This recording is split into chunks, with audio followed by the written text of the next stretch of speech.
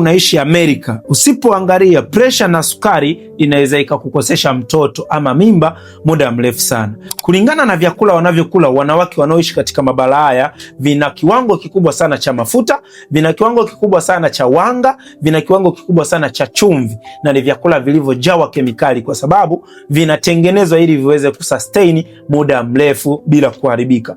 Zile kemikali zote, zile sukari zote unakula na zinakwenda kwenye mwili wako. Ni rahisi sana kupata changamoto ya kisukari, ni rahisi sana kupata changamoto ya pressure, ni rahisi sana uzito kuongezeka na kujikuta unakuwa na mwili mkubwa, kuota nywele katika maeneo ambayo sio sahihi kwako kuota nywele, chunusi zisizoisha, hormonal imbalance, unapitia changamoto ya insulin resistance ambayo inapelekea PCOS ama polycystic ovarian syndrome, na mwisho wa siku mayai yako nakuta hayawezi kupevuka. Hedhi inakosekana kwa mwezi, lakini pia unajaribu kutafuta mtoto muda mrefu bila mafanikio. Kama ni mwanamke ambaye upo kwenye ndoa, hedhi yako haieleweki, una pressure, una kisukari, miguu inavimba, basi wasiliana na mimi leo kwa gharama nafuu nikupatie package itakao kwenda kuondoa changamoto zako ukiwa hapo Amerika.